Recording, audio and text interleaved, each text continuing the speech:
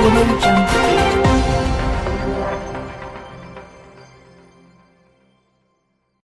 궁금한 비하인드 스토리. 뒷버증, 부모님 이혼. 김호중은 혹독한 현실을 마주했다. 김호중의 방황을 잠재운 할머니의 당부이자 요원. 밥은 먹고 다니냐에 김호중과 류지광이 진솔한 인생 이야기를 털어놨다. 두 사람은 미스터 트롯을 만나기 전까지 힘겨운 생활을 이어갔다. 끝까지 포기하지 않은 두 사람은 가수로서 행복한 삶을 살게 됐다고 한다. 4일 오후 방송된 SBS 플러스 밥은 먹고 다니냐에 미스터 트롯 류지광과 김호중이 출연했다고 한다.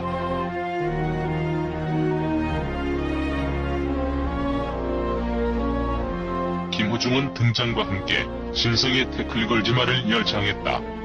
김호중은 폭발적인 성량과 함께 간드러지는 목소리를 자랑했다. 류지광은 배호이 돌아가는 삼각지를 선곡했다. 류지광은 명품 동굴 보이스로 국밥집을 촉촉한 분위기로 적셨다고 한다. 김호중은 미스터 트롯 출연 이후 반응이 달라졌다고 말했다. 김호중은 시장을 걸으면 점포에서 사장님들이 다 뛰어나와서 건강식품을 준다라며 이건 다른 손님이 주문한 것인데 넣어두라고 할 정도였다라고 말했다. 류지광은 올해 부모님이 일하지 않게 만들어드렸다라고 변화를 설명했다고 한다.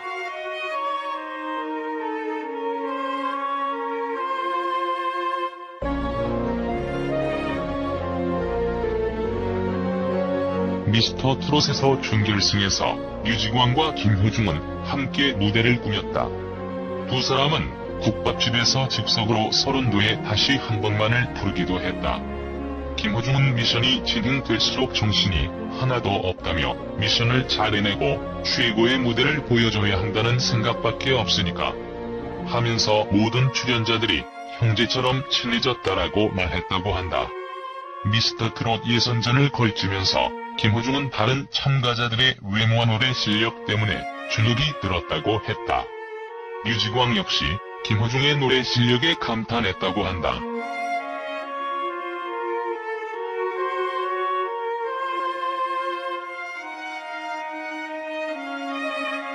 김호중의 깜짝 폭로도 이어졌다.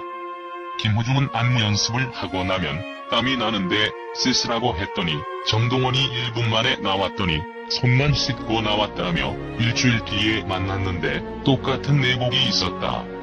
정동원도 이 옷을 입어야지만 된다. 갈아입으면 복이 나간다라고 사연을 털어놨다고 한다. 김호중은 성악을 하다가 트로트로 전향했다. 김호중은 스타킹을 계기로 독일과 이탈리아 등을 유학하면서 큰 무대에서 성악을 배웠다. 김호중은 유학을 하면서 대중과 통할 수 있는 음악이 하고 싶었다라며 그래서 미스터 트롯에 도전을 했다라고 털어놨다고 한다.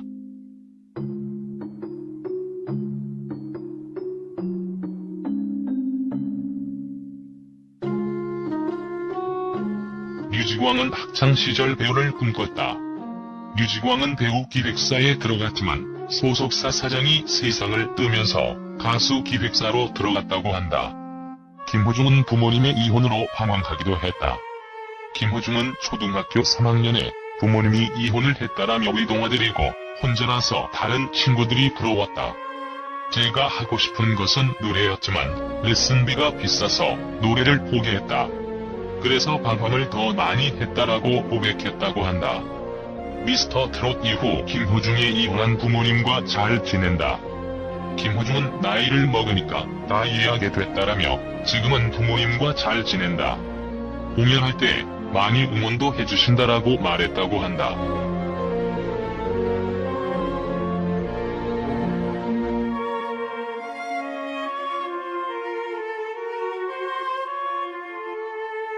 김호중은 아버지와 할머니의 손에서 자랐다. 김호중은 고등학교 2학년 당시 돌아가셨던 할머니와의 추억을 떠올렸다. 김호중은 지금도 제일 무서운 게 이별이라는 단어다라며 어린 시절 저는 찬밥을 좋아했다. 그래서 찬밥을 달라고 하면 할머니는 저에게 따뜻한 밥을 주고 찬밥에 물을 말아 먹었다라고 했다고 한다.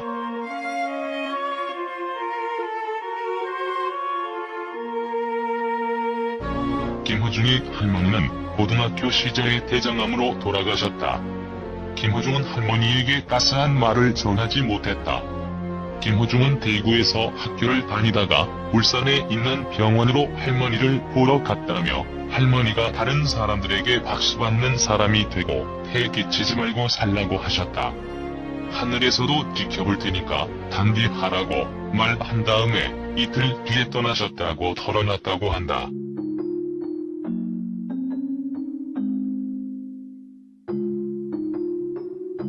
김호중은 할머니에 대한 미안함과 후회를 표현했다.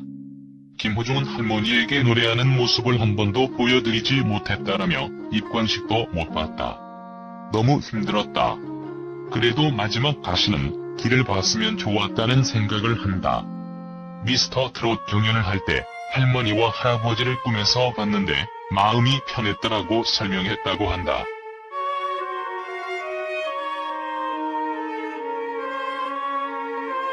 김호중은 대구에서 행사를 하고 올라오면서 갑자기 할머니의 산소를 들렀다.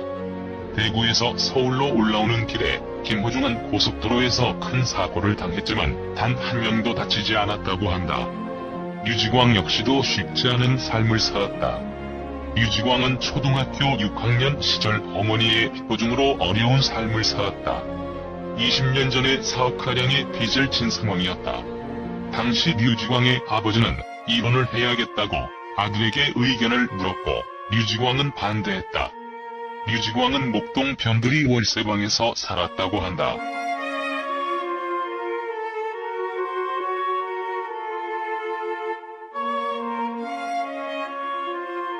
하지만 류지광 집안의 위기는 끝나지 않았다. 류지광의 아버지는 6년 만에 빚을 갚았지만 개업한 고깃집이 폐업을 하면서 계속해서 생활고에서 벗어나지 못했다. 류지광은 어려워진 형편에 시비거는 아이들을 이기기 위해서 운동을 하고 오기로 버텼다고 한다. 류지광은 중학교 3학년 시절 길거리 캐스팅을 당해서 배우 기획사로 들어갔다. 하지만 배우 기획사가 아닌 가수 기획사로 다시 들어가게 됐다. 당시 소속사에는 WS501과 카라 등이 있었다. 류지광은 기획사 사장님이 노래를 하라고 해서 노래를 했는데 기초가 없어서 실력 발휘를 하지 못했다라고 말했다고 한다.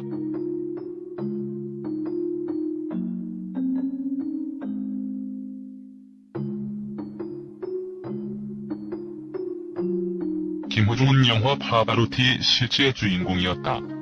김호중은 낮에는 학교를 다니고 밤에는 야간업소에 다니던 생활을 했다. 그리고 서수용 선생님을 만나면서 성악의 꿈을 키웠다. 김호중은 서수용 선생님이 유학했던 칼스루에라는 곳에 퍼스트 클래스로 모시고 가고 싶다라며 제가 유학했던 하이델베르크도 가보고 싶다라고 은혜를 갚겠다고 했다고 한다.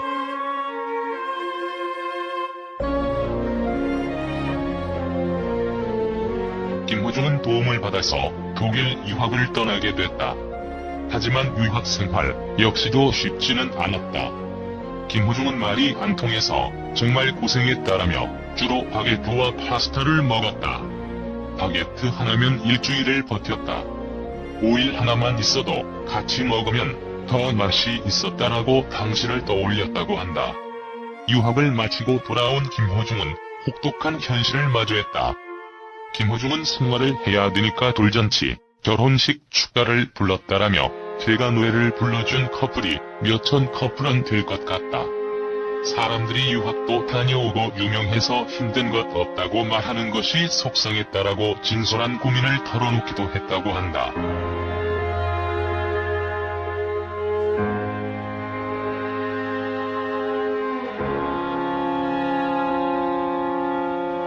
김호중은 미스터 트롯에 출연하기 전까지 축가 아르바이트를 하면서 지냈다. 류지광 역시도 식당과 PC방과 카페 등등을 전전하면서 지냈다고 한다. 류지광은 오디션을 통해서 모델로 데뷔를 해서 가요 기획사에 캐스팅됐다. 류지광은 타고난 음역대가 있는데 기획사 사장님이 무리한 음역대를 요구했다. 그래서 성대결절이 왔는데 계약을 파기하라고 했다. 그때 당시의 아버지가 심근경색으로 어려운 상황이었다.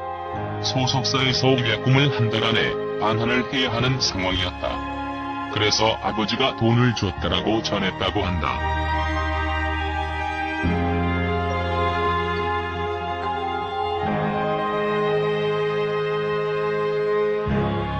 이후 류지광은 슈퍼스타 K3에 또 다시 도전을 했지만 고개를 마셨다. 류지광은 그때 탈락하고 나서는 술을 못 마시지만 술을 엄청 마셨다라며 생을 마감하고 싶었다. 옥상에 올라갔는데 부모님의 얼굴이 스쳐갔다. 그때 당시 여자친구가 잡아줬다라고 말했다고 한다.